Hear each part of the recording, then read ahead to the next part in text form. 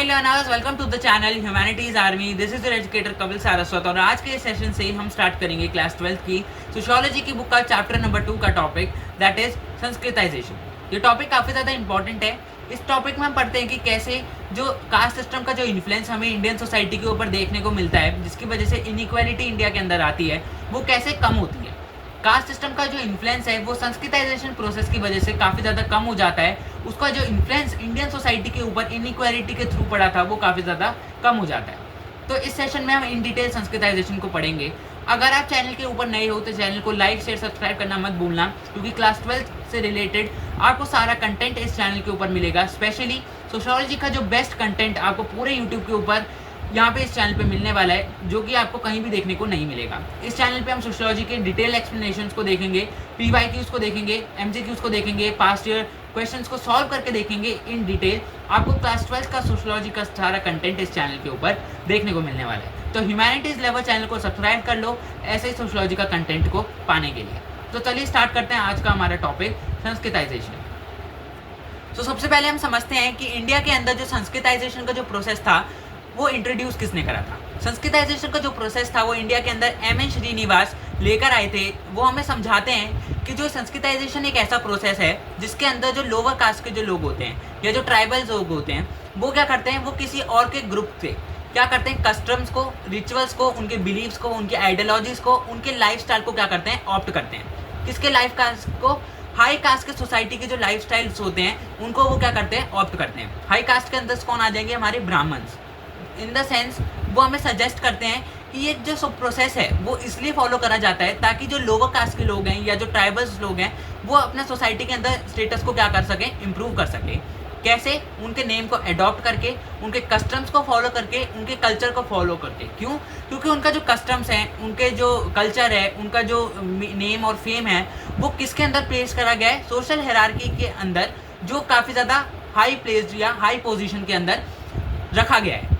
ठीक है, हमने कास्ट सिस्टम में एक चीज़ पढ़ी थी कि कास्ट सिस्टम में 4 टाइप के क्या होते हैं, सिस्टम्स होते हैं। फर्स्ट ऑफ ऑल होते हैं ब्राह्मण्स, देन हमारे क्षत्रियास, वैश्यास एंड शूद्रास। शूद्रास जो होते हैं वो लो कास्ट के अंदर हमें देखने को मिलते हैं। तो उनकी जो सोसाइटी होती है वो काफ़ी ज़्यादा बायस्ड होती है, उनको इनइक्वालिटी का सामना करना पड़ता है, जिसके थ्रू जो ब्राह्मण्स होते हैं वो काफ़ी ज़्यादा क्या होते हैं, वेल्दियर होते हैं। तो जो ये हमने देखा लोअर कास्ट के लोग संस्कृताइजेशन की प्रोसेस की वजह से ब्राह्मण्स के रिचुअल्स को क्या कर रहे हैं, फॉलो कर रहे हैं। उनकी जो संस्कृति है, ब्राह्मण्स की जो संस्कृति है उसको क्या कर रहे हैं, लोअर कास्ट के लोग फॉलो कर रहे हैं, जिसके थ्रू वो अपने लाइफस्टाइल को, संस्कृताइजेशन के थ्रू अपने लाइफस्टाइल्स को या अपने आप को क्या कर रहे हैं, वेल्दियर बना रहे हैं। अपने आप की जो कंडीशन है सोसाइटी के अंदर वो क्या कर रहे हैं, इम्प्रूव कर रहे हैं। इन शॉर्ट अगर मैं आपको समझाऊँ तो यहाँ पर जो ब्राह्मण्स हैं वो क्या कर रहे हैं, वो काफ़ी ज़्यादा वेल्दियर हैं। उनकी जो पोजीशन है सोसाइटी के अंदर का वो काफ़ी ज़्यादा अच्छी है as compare to lower caste. तो लोअर कास्ट के लोग क्या कर रहे हैं, ब्राह्मण्स की जो संस्कृति है उसको फॉलो करके अपने आप की जो पोजीशन है वो क्या कर रहे हैं, इम्प्रूव कर रहे हैं। संस्कृति के थ्रू वो किस चीज़ को ऑप्ट कर रहे हैं, उनके कस्टम्स को, उनके रिचुअल्स को, उनके बिलीव्स को, उनके आइडियोलॉजीज़ को और उनके लाइफस्टाइल को। अगर वो इन सारी चीज़ों को ऑप्ट करेंगे, अपने कस्टम्स के अंदर, अपने रिचुअल्स के अंदर इन सारी चीज़ों को वो लेकर आएंगे, तो उनका जो लाइफस्टाइल है वो काफ़ी ज़्यादा क्या होगा, इम्प्रूव होगा। इसके थ्रू, संस्कृताइजेशन के प्रोसेस के थ्रू। तो ये एक हमारा संस्कृताइजेशन का जो प्रोसेस है जो इंडिया के अंदर M.N. श्रीनिवास लेकर आए थे, जिसकी वजह से जो इंडियन सोसाइटी की जो कंडीशन है लोअर कास्ट की वो काफ़ी ज़्यादा इम्प्रूव होती है। सो अब हम बात करते हैं उनके इम्पैक्ट्स की। ठीक है, संस्कृताइजेशन का इम्पैक्ट हमें सोसाइटी के ऊपर 2 डिफरेंट वे में देखने को मिला था। फर्स्ट अगर इम्पैक्ट की बात करें, जो फर्स्ट इम्पैक्ट है वो काफ़ी ज़्यादा पॉजिटिव है, और जो नेगेटिव इम्पैक्ट है वो है ये डिसंस्कृताइजेशन वाला।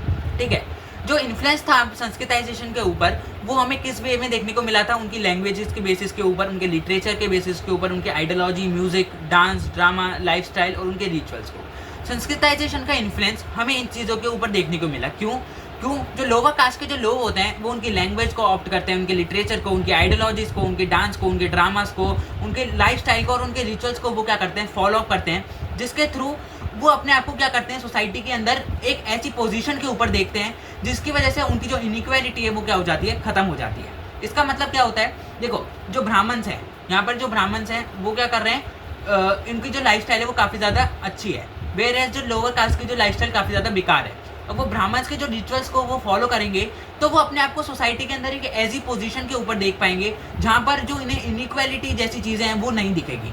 अब ब्राह्मण्स और जो लोअर कास्ट के लोग हैं वो एक साथ उनके अंदर कुछ सिमिलैरिटी है। क्यों क्यों क्योंकि वो उनकी लाइफस्टाइल तो उनका सेम ही हो रहा है ना, ब्राह्मण्स और लोअर कास्ट का जो लाइफस्टाइल है वो सेम है। तो इसके थ्रू उन्हें ब्राह्मण्स और लोअर कास्ट के बेसिस में जो डिफरेंसेस हैं वो कहीं ना कहीं कम देखने को मिल रहे हैं उनको अपने अंदर, और हाई कास्ट के लोगों के अंदर क्या देखने को मिल रही है, सिमिलैरिटी देखने को मिल रही है। बट इसका एक इम्पैक्ट भी हमें सोसाइटी के ऊपर देखने को मिलता है, वो हम यहाँ पे समझते हैं। देखो कुछ एरियाज ऐसे होते हैं जो काफ़ी ज़्यादा डोमिनेंट होते हैं, ठीक है, हाईली संस्कृताइज कास्ट के ऊपर। अब कुछ एक एरियाज ऐसे होते हैं जहाँ पे संस्कृताइजेशन के थ्रू लोग क्या कर लेते हैं, डोमिनेंट दिखाने लग जाते हैं। किसकी डोमिनेंस, किस चीज़ की डोमिनेंस यहाँ पे देखने को मिल जाती है कि जो लोगों ने ब्राह्मण्स के रिचुअल्स को फॉलो करके लोअर कास्ट को वेल्दियर बनाया है वो एक एरिया में काफ़ी ज़्यादा डोमिनेंस हो जाते हैं। अब वहाँ पर हमें इनइक्वालिटी जैसी चीज़ें देखने को नहीं मिलती है।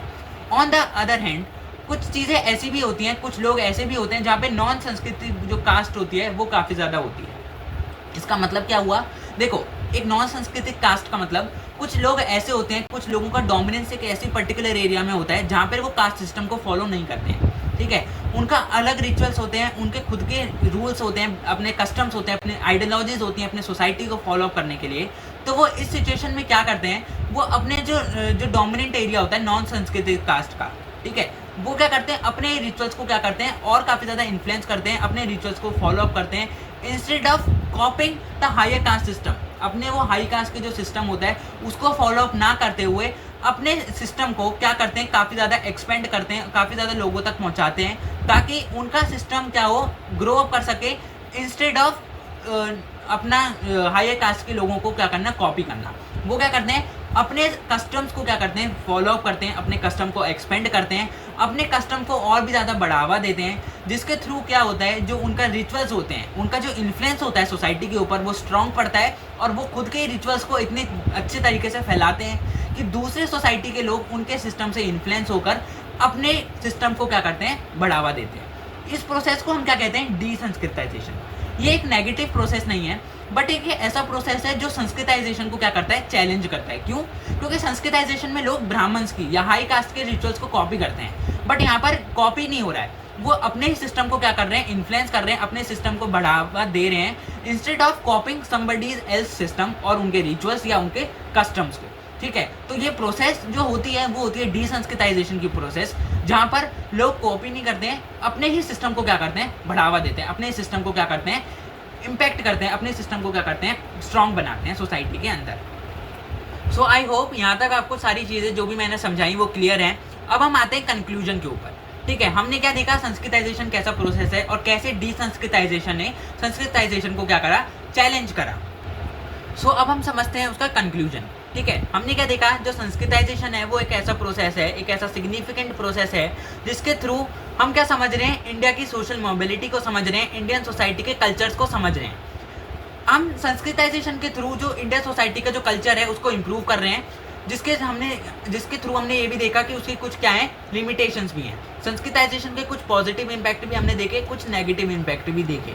नेगेटिव इम्पैक्ट में हमने क्या समझा कि डीसंस्कृताइजेशन एक ऐसा प्रोसेस है जो संस्कृताइजेशन को क्या कर रहा है, चैलेंज कर रहा है। कौन सा प्रोसेस, डीसंस्कृताइजेशन एक ऐसा प्रोसेस है जो हमारे जो संस्कृताइजेशन को क्या कर रहा है, चैलेंज कर रहा है, ठीक है। हमने क्या देखा, इसके जो संस्कृताइजेशन का जो प्रोसेस है इसके कुछ एग्जिस्टिंग सोशल हायरार्कीज के बेसिस पे वो आता है सोसाइटी के अंदर, जिससे क्या होती है, इनइक्वालिटीज़ को हम चैलेंज करते हैं, ठीक है, उनको हम ख़त्म करने की कोशिश करते हैं इंस्टेड ऑफ चैलेंजिंग देम।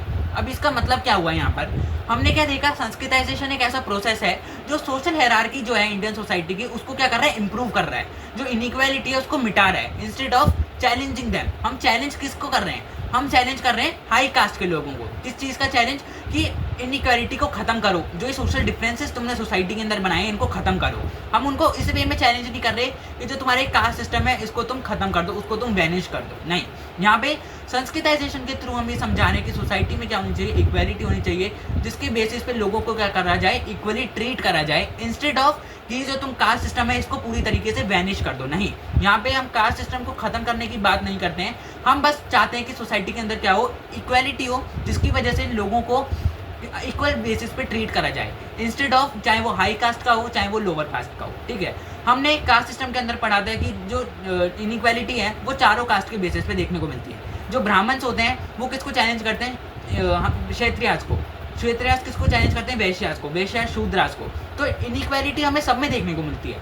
हम उसको खत्म करने की बात नहीं कर रहे हैं, हम इक्वालिटी को डेवलप करने की बात कर रहे हैं ताकि सोसाइटी में इक्वालिटी हो। और संस्कृताइजेशन के थ्रू जो ये प्रोसेस हमें देखने को मिलती है इनइक्वालिटी की, वो तो पूरी तरीके से क्या हो जाए, खत्म हो जाए। ठीक है, तो ये था हमारे एक संस्कृताइजेशन का प्रोसेस, जिसमें हमने पढ़ा कि संस्कृताइजेशन क्या होता है।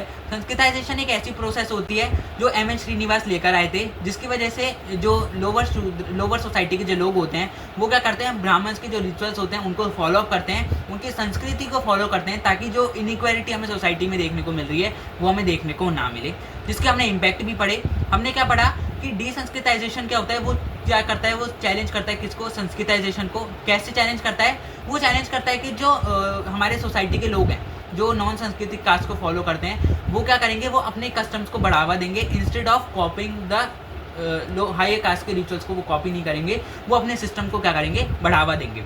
तो इम्पैक्ट हमने क्या देखा, जो संस्कृताइजेशन है उसको जो चैलेंज कर रहा है कौन, डिसंस्कृताइजेशन। फिर हमने कंक्लूजन में ये पढ़ा कि कैसे सोसाइटी क्या हो रही है, चेंज हो रही है, किसके बेसिस पे, संस्कृताइजेशन के बेसिस पे। क्यों, क्योंकि जहाँ पर हमें देखने को मिलता है इनइक्वालिटी सोसाइटी के अंदर, वो इनइक्वालिटी अब इक्वालिटी के थ्रू चेंज होती जा रही है, जिसकी वजह से जो सोसाइटी है वो इक्वल स्टैंडर्ड्स के बेसिस पे क्या हो रही है, कंट्रोल हो रही है। तो यहाँ पर ये पूरा संस्कृताइजेशन का हमने प्रोसेस पढ़ा। अगर आपको इस चैनल से थोड़ी भी मदद मिली हो तो प्लीज़ चैनल को लाइक शेयर सब्सक्राइब करना मत भूलना, और अपना जो फीडबैक है वो कमेंट सेशन में ज़रूर देके जाना, ताकि मैं अपने आप को और भी ज़्यादा क्या कर सकूँ, इम्प्रूव कर सकूँ। तो एक छोटा सा टॉपिक हमने इस सेशन में उठाया था जो थे संस्कृताइजेशन, और काफ़ी ज़्यादा इंपॉर्टेंट टॉपिक भी आई आपके एग्जाम पर्सपेक्टिव से ऊपर। तो इसको अच्छे से पढ़ लो, क्योंकि इसमें से 5 या 8 मार्क्स के क्वेश्चन डायरेक्टली आपको एग्जाम में देखने को मिल जाएंगे। तो इसीलिए आई होप कि आपको ये सारी चीज़ें समझ आई हों। अगर आपको थोड़ी सी भी मदद मिली हो तो चैनल को लाइक शेयर सब्सक्राइब करना मत भूलना, क्योंकि ऐसे ही बेस्ट कंटेंट मैं आपको देता रहूँगा इस चैनल के ऊपर। तो मिलते हैं नेक्स्ट सेशन में। Till then stay home, stay safe, और ऐसे ही कनेक्ट रहना मेरे साथ, मेरे को सपोर्ट करना, ताकि मैं आपको अपना बेस्ट हमेशा हर टाइम पर दे सकूँ। Thank you for watching.